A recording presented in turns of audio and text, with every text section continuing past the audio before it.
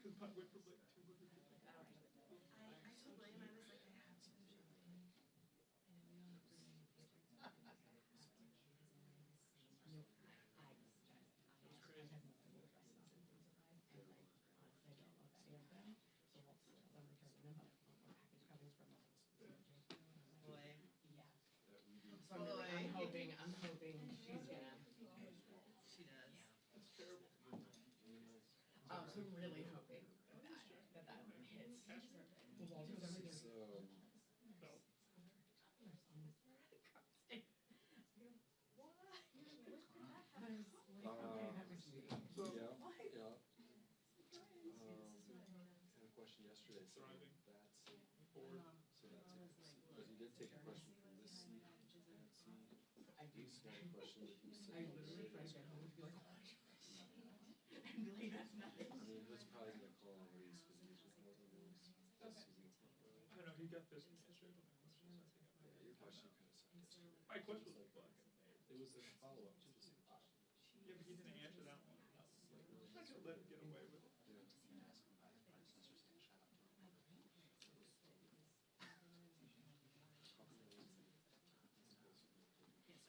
I've never come to listen to Dave's way. You never asked me a question. I've asked her one question or one more, but by the time I was fucking here, she was.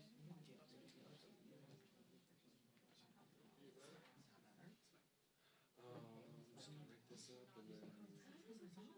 correspondence. You're gonna, it's not just one order. It was like three orders. And also, I was like, it's not all the orders. It's not. Yeah.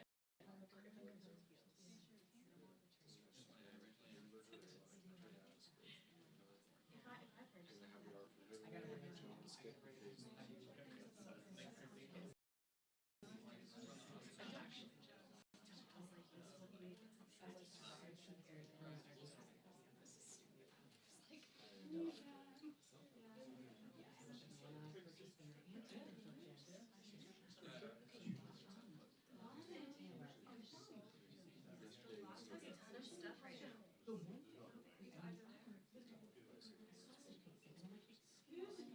one thing, this is offended me.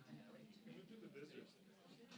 I know, he went up that. That makes me feel better. Yes.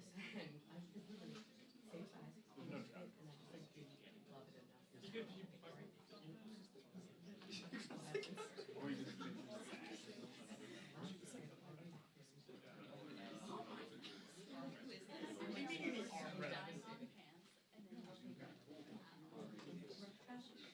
And I put this wrap dress on, and it's just, okay, I want that later. you gonna tell me? Worship yesterday. It's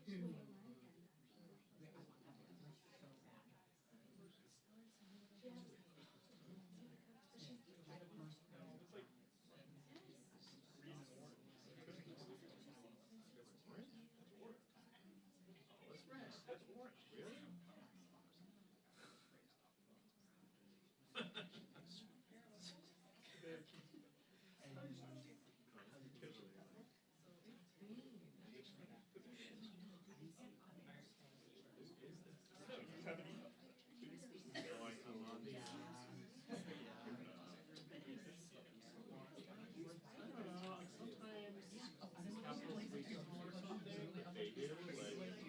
Terrace roast at the foothills of Capitol Hill.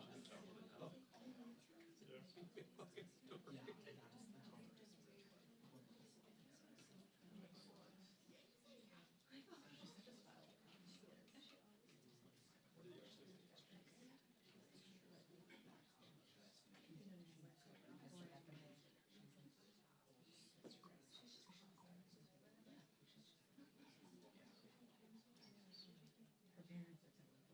You're the nanny. My mother was living with us until February, then we're taking a vacation on April, we're pretty excited to go. One, two. She was My like, looks were not bad, so I'm really proud of myself for that. really was I saying? I have a new That's 200 a year. What? What the fuck?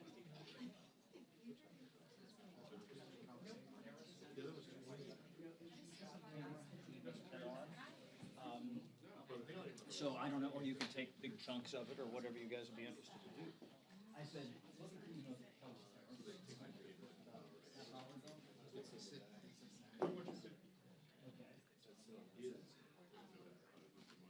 Yeah, we'll do something with that. I think we'll see another story, not as like a standalone news media. NBA definitely. Okay. Can you flag it for him, and I will then call him on about that? But as my friend said about him, he's awful. He doesn't stop. He's like, you hold him, he like wiggles ninjas out of your arms. If you gotta find his course. You need to hide.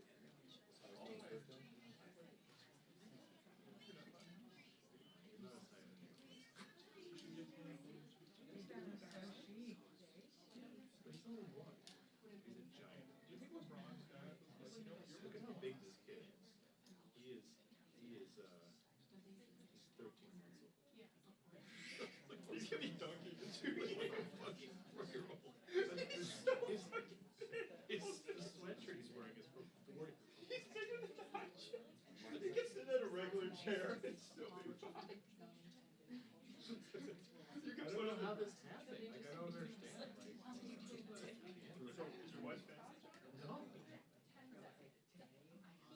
mean, I guess he's just tapping some deep, like, liking competition. Half of his words are, well, hopefully, so it's not like he speaks. I love to have, like, talk about the weather. I can't talk about politics. Your wife? That was her first one. So she speaks, the thing is, my mother-in-law speaks English. So it's not specific words, but he knows moon, and sun says the 40 word.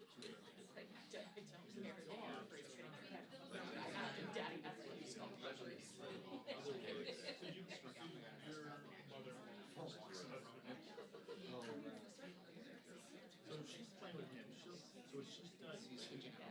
They're actually, it's actually not happening.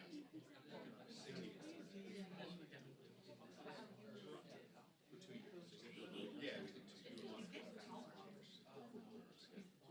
Last year, she says the worst. So he's going to be a smart kid. I hope. Incredible. He just met it. Road's gone. That would be great. It's great. Just put a basketball in his pocket. He has a soccer ball in his pocket. He has a basketball. So we use the rule in his basketball, but the he's the also they want to switch it with our teacher goes around. So we have to watch that. We have the hold up. We have the rules when he's with credit. And then you guys. I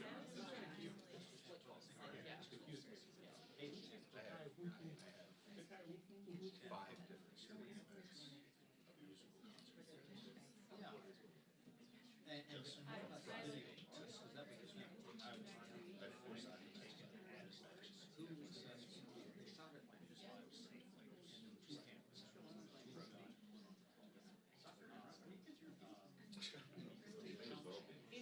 They're South American. So my middle son is a freshman in math and trying out for soccer. They can all. And look at the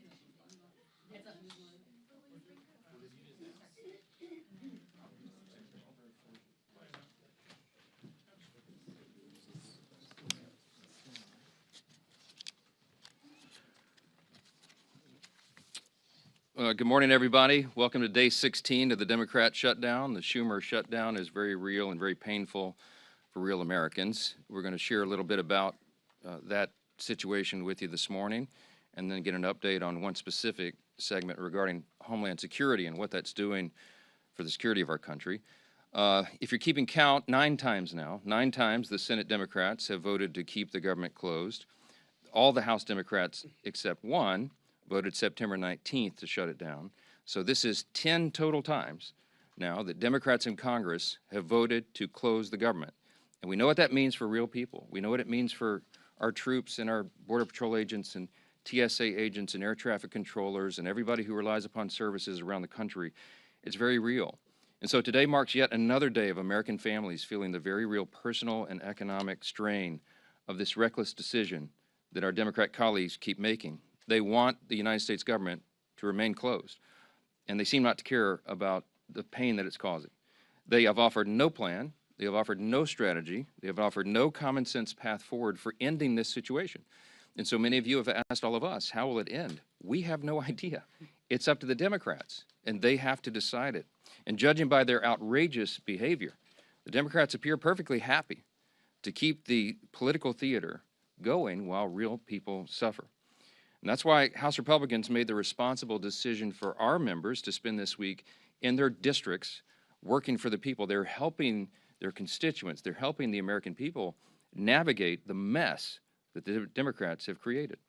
Staying back to work with our constituents was a decision that we made very thoughtfully. We made collectively as a group, House Republicans. We have so much of that work to do. That's not some talking point. It's not some strategic tactic. We made that decision out of urgent necessity. So I want to highlight here just this morning, just very briefly, just a couple of examples, a small sample of some of the very important work that House Republicans are doing on the ground right now to help Americans through this difficult time.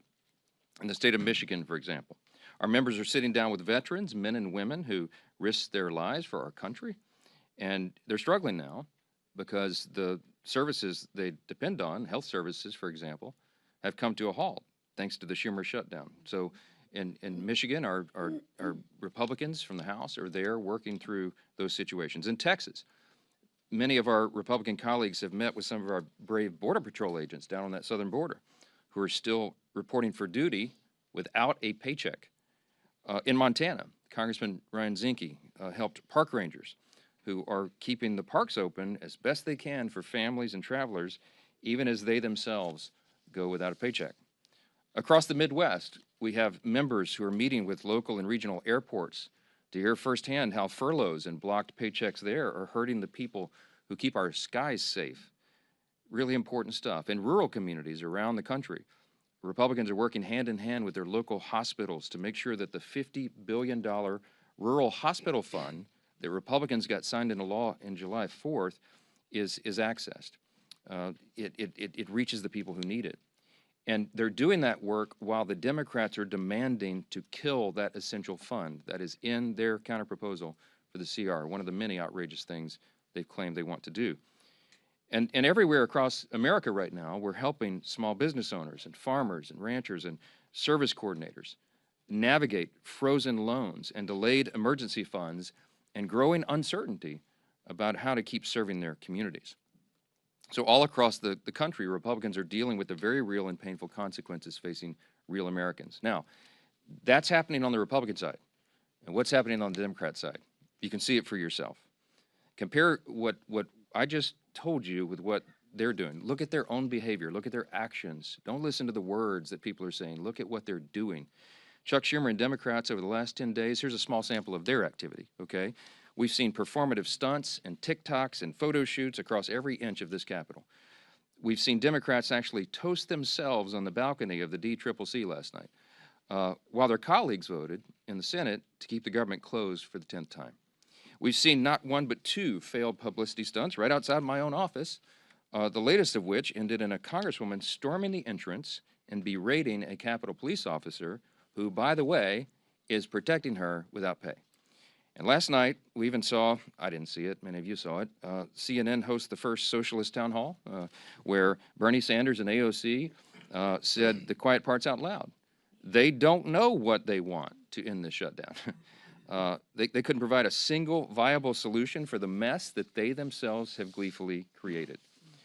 And by the way, those are the real leaders of the Democrat Party. We all know it, AOC and Bernie. Good luck with that. And amid all that, Chuck Schumer is actually bragging that every day gets better for his party. As you know, that is his words, not ours. All this would be laughable if it didn't come at the cost of American families, and it really is deadly serious. If it were up to Republicans alone, we would not be in this mess. We'd be up here negotiating and debating openly and transparently on the issues impacting Americans' lives. But as I've said repeatedly, Democrats slammed the brakes on legislative business when they decided to shut down the government for their partisan political purposes.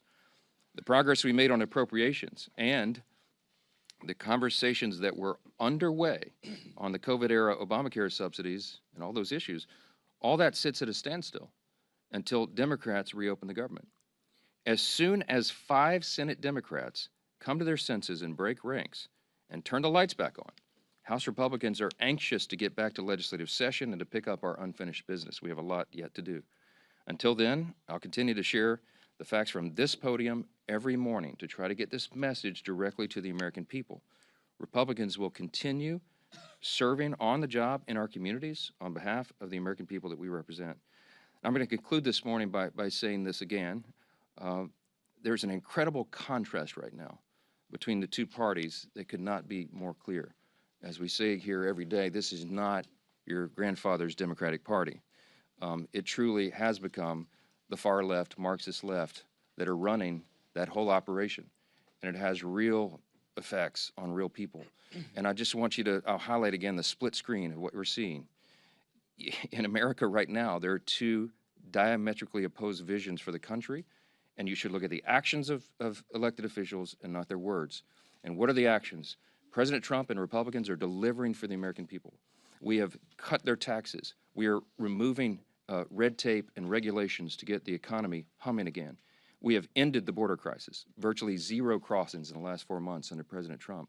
We are ending the crime crisis around America, taking heroic measures to make sure that happens. We're cutting fraud, waste, and abuse out of government and making government more efficient and effective for the people. And right now, President Trump is resolving international conflicts, restoring peace through strength around the globe. That's just a small sampling of what's been done by Republicans in the last 9 months. And what have Democrats done for the last 9 months? On the split screen, look at the other side. They've shut down the government. I mean, I don't know what else to say. Put all the gimmicks and the talking points aside and look at the indisputable facts and evidence of what is happening right here. There could not be a stronger contrast between the two parties. And I don't know how more simply we can say that. With all that, I'm really happy to introduce our good friend from New York. Chairman Andrew Garbarino is the chair of our House Committee on Homeland Security, and he's here with us this morning to tell us a little bit more about the grave consequences of the Democrat shutdown on America's national security. It could not be more serious than it is right now. Andrew, go ahead. Thank you, Speaker. Sure. Thank you, Speaker, and Leader Scalise and Chairman McClain. Thank you all for being here today. The Senate Democrats' decision to shut down this government for cheap political points lacks any common sense and is undermining the Department of Homeland Security's core mission, as well as the people tasked with upholding it. Nearly 95% of DHS's workforce is considered essential, and that's rightfully so. But that means they're at work right now, and they're not getting paid. More than 63,000 CBP personnel, including U.S. Border Patrol, are continuing their steadfast commitment to securing our borders. More than 61,000 TSA personnel are continuing their mission to protect the traveling public and keep the skies safe.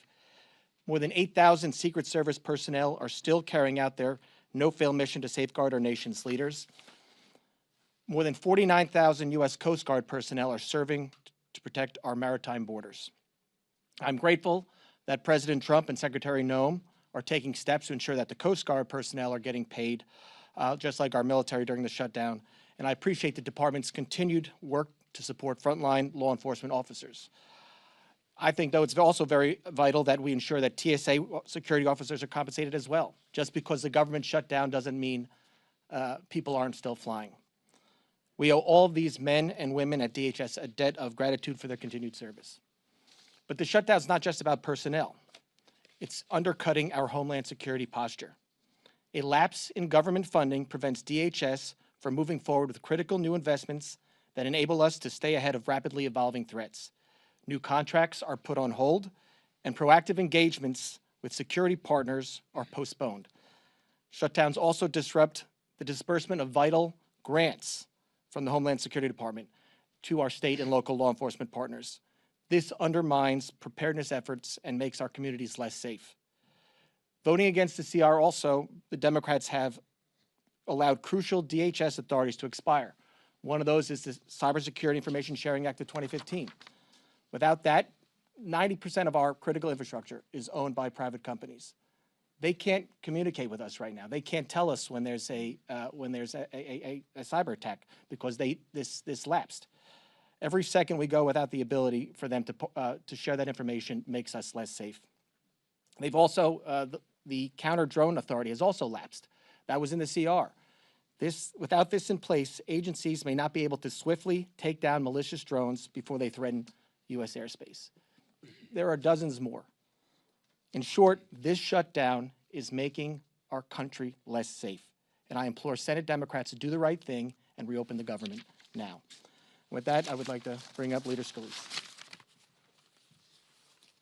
Thank you. Well, you just heard a very stark, grim reality from Chairman Garbarino of what Chuck Schumer's shutdown is doing to our nation's ability to protect the homeland. The Department of Homeland Security is one of the most critical in terms of our ability to keep Americans safe here at home. And they're doing incredible work. And, you know, fortunately, like Chairman Garbarino said, 95% of the employees are deemed essential, but they're on the job not getting paid. But beyond that, he also pointed out grants are not going out. The sharing of information on things like cybersecurity is not happening. These are real devastating consequences of Chuck Schumer's shutdown. And nobody on the Democrat side can still articulate the reason why they're doing it beyond the obvious. And the obvious reason is Chuck Schumer being scared for his political future. Scared from who? From AOC. And last night, as the speaker mentioned, we saw two of the Democrat Party leaders, Bernie Sanders and AOC, at a forum, town hall, whatever you want to call it, on CNN. And they were laughing, they were guffawing like it's some kind of game. In fact, when AOC was pressed to say, what is it that y'all are shutting the government down over? She couldn't even give an articulate answer. This is what she said, quote, "I think we need to see ink on paper. I think we need to see legislation. And I think we need to see these things passed on the floor of the House and Senate and signed by the president." Can anybody tell me what she's talking about? I mean, they filed an alternative bill that everybody knows is not serious, $1.5 trillion in new spending to do, among other things, to gut the Rural Hospital Fund, the $50 billion that we put in place, the largest investment in rural hospitals in our country's history. They want to gut that to give free health care to illegals. That's not going to happen, and that's not a serious proposal. But in fact, when you get back to the heart of the question, and that is Chuck Schumer fighting for his political life in New York, they did ask AOC that question. You know, are you going to primary Chuck Schumer? And she laughed, and Bernie tried to bail her out of the question, but ultimately she wouldn't give a direct response to that, because that's really what this shutdown is about. Is Chuck Schumer afraid of the AOC wing of the party primarying and beating him in New York? And so he's just concerned about his political future, and he's willing to jeopardize the lives of the American people, to jeopardize our homeland security abilities that Chairman Garbarino talked about. These are serious consequences to real people, men and women in uniform, our federal workers that are not getting paid. All for what? For the gibberish you heard last night? They cannot articulate even what they want. We presented a clean CR that Chuck Schumer himself voted for in March. Very straightforward bill to fund the government and open it up just to give us more time to negotiate our differences. Very big differences that we have on policy, but we can't even get to those policy negotiations while Chuck Schumer is shutting down the government. So Senator Thune's doing a great job of trying to find a way to keep bringing the bills back up until one day just 5 more senators on the Democrat side come to their senses and say they're willing to get the government back open so we can resume those negotiations. And we stand ready. We've done our job in the House, and we're ready to get back to work. There's a lot of work stacking up, but while Chuck Schumer keeps the government shut down, it's hurting millions of real families across America. With that, turn it over to our conference chair, Lisa McLean. Thank you, Leader, and thank you, Rep. Garbarino, for being here and the work that you're doing on the Homeland Security. Here we are. Democrats have shut down your government now for 16 days. So I think we all want to know, what have the Democrats done with all this time on their hands, right? Well, let's see. They've posed for glossy photos outside the Capitol. They've screamed at Capitol police officers who, by the way, they are refusing to pay, right? They've jumped on TV to what looks like an audition to be the next radical in charge after Chuck Schumer. And now they're gearing up for their I Hate America rally this weekend. A rally where they'll cheer for chaos instead of country. So take note of what goes on at that rally. Take note of how they put Americans first, really. Now, let's contrast that with Republicans who are doing what we always do, and that is actually working for the American people. And let me give you some examples, and I know our speaker talked about this, but I think this bears repeating again. Pat Fallon, who was in Texas hosting a town hall. Congressman LaLota connected with more than 8,000 of his constituents in New York doing a teletown hall. Congressman Collins held mobile office hours in Georgia. Congressman Walberg in my home state of Michigan brought veterans together in Michigan to tackle problems right now with the VA. Congressman Zinke actually rolled up his sleeves, literally rolled up his sleeves in Montana to help Yellowstone National Park to clean it up. That's the difference. One side delivers solutions and the other are showboats. Republicans passed a clean CR to keep the government open. No gimmicks, no tricks. We actually want to govern. We did our job. And then we got back to work for the people who actually sent us here. Democrats, they saw a shutdown as leverage, as a chance to push for more wasteful spending. And don't take my word for it. Look at what they want to do, $1.5 trillion. You should never use a shutdown as leverage for more wasteful spending. But that's exactly what the Democrats are doing. Well, I have news for them. It's not going to work. Republicans are united behind the work that we've done for the American people. We will not hand out government benefits to illegals on your dime. We will not repeal provisions that cut waste, fraud, and abuse. And we will not cave to Democrats' $1.5 trillion in spending. So it's time for the Democrats to wrap up the photo shoots, stop actually attacking law enforcement, and end the who's more radical contest. Let's pass our clean bill and get back to work for the American people who sent us here. Thank you. All right, time for questions. Chad, go ahead. Mr. Speaker, good morning. Good morning. I know what Republicans have said, saying the shutdown is because Schumer is afraid of Ocasio-Cortez. There have been questions to Ocasio-Cortez, Schumer, saying, is this because you're afraid? Are you going to challenge in a primary? They deny that.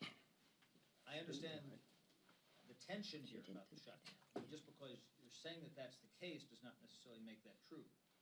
When they deny that, why should we continue to say, okay, it's because they're worried about their left flank, or Schumer's worried about Ocasio-Cortez challenging him in a primary? Well, look, I'll be intellectually consistent and tell you don't listen to what politicians say. Look at the actual evidence. I can put on my evidence here. First, Exhibit A is what AOC actually said last night. She did not disclaim that she was running against Schumer, and there's a lot to talk about that. You don't have to take my word for it. Most of you have written about that. But then also look at the evidence. Exhibit B would be what happened in March. And when we began all this, and I think at the first or second day of the shutdown, I brought you a magazine cover that I had on a big stack on my desk, the Washington Examiner, and it was a cartoon depiction of Chuck Schumer leaving the Senate with a box with all his belongings as if he'd been fired, and he had this shameful look on his face. And all the House Democrats were drawn behind him, screaming at him, holding up signs saying he was a traitor, et cetera. And that's the abuse he took from the far left corners of the base after he did the right and responsible thing, by his own words, not mine, the right and responsible thing to pass the continuing resolution in March. We have the identical product on the table today. What has changed? Don't take our word for it. Just go look. The only explanation for this is that Chuck Schumer does not want to face the heat and the scrutiny and the abuse that he took in March for doing the right, responsible thing by the far left voices in his party. When Bernie and AOC get the full stage for a CNN, the first socialist town hall, I hope they're proud of themselves. They are the voices of the party. I mean, they are. Look, Mamdani is on path, shockingly, sadly, frighteningly, to become the elected mayor of the largest city in America, the once cradle of capitalism. There is a Marxist rise within the Democratic Party, and the old guard, and I'm saying old guard, Chuck Schumer's been here for 44 years, okay? He is not the flavor of the month. And he knows that he's going to get a challenge. If it's not AOC, it'll be another disciple of Mamdani or somebody like that. They all know that.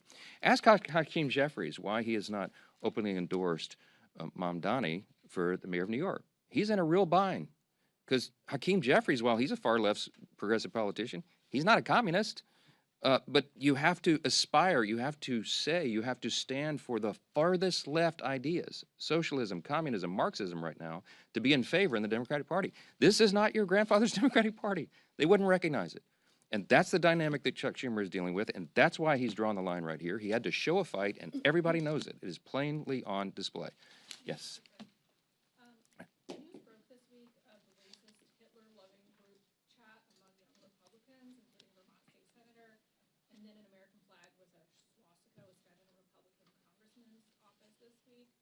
Are you worried about that extremist pro-Hitler sentiment among the party's young Republicans? No. Look, obviously, we roundly condemn any of that nonsense. And the Young Republican or the organization, whoever that, I don't know who any of these people are, I never heard of them. Somebody posted a photo of me standing next to these guys. We were in tuxedos. Obviously, I think it was at the inauguration, and people were just coming up and asking for selfies with 1,000 of them. I don't know. I've never heard of that person in my life. But whoever these young people are, and whatever they're saying, if it's true, we obviously condemn that. And the organizations involved are dealing with that. That's my understanding. With regard to the swastika thing, this happened last night. A Republican congressman, allegedly one of his staffers had something in the background or something in a Zoom. That's what I heard this morning. He says that that's not his, and there's a proper investigation ongoing, and the congressman did exactly what he should have done, and that is report it. It's under investigation, and I can't comment on it any further until that's done, but I will say, obviously, that is not the principles of the Republican Party. We stand for the founding principles of America. You want me to articulate them for you right now? Individual freedom, limited government, the rule of law, peace through strength, fiscal responsibility, free markets, human dignity, the things that lead to human flourishing. We have stood against that. We fought the Nazis. We defended that evil ideology. We roundly condemn it, and anybody in any party who espouses it, we're opposing that. I don't know how else more simply to say that. Yes, sir. Back on the shutdown, Leader Thune has offered Democrats a vote by the end of the year on Obamacare subsidies. Would you be willing to make the same commitment to sort of ease the shutdown? Let me tell you what happened yesterday, because I met with Leader Thune, and he offered to Chuck Schumer a vote on Obamacare subsidies, and Schumer said no.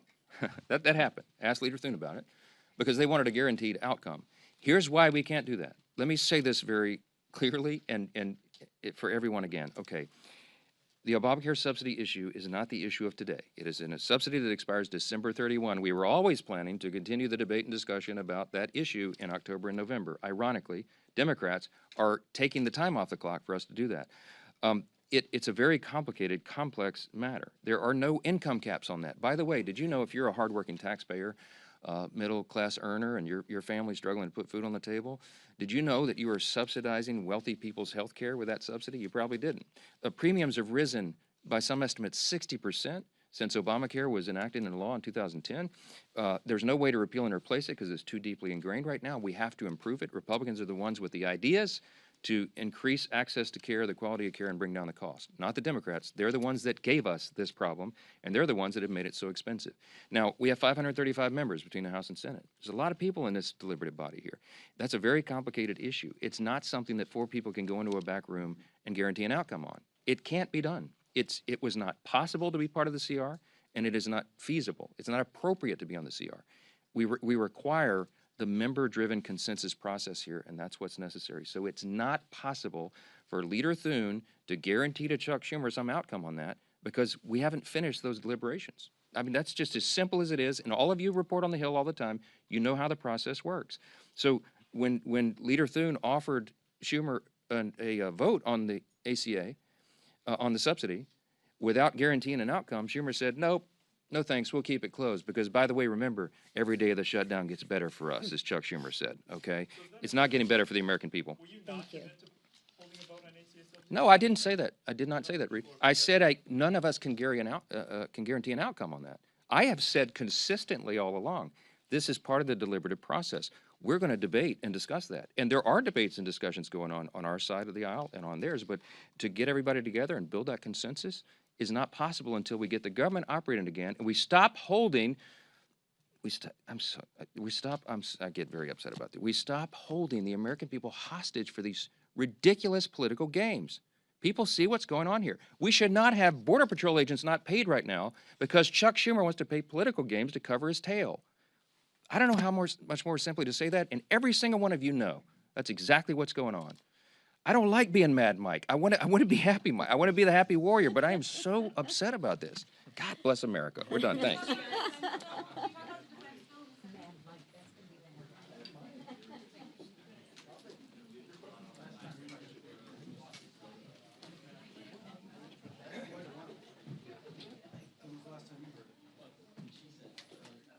People are posing for glossy photos.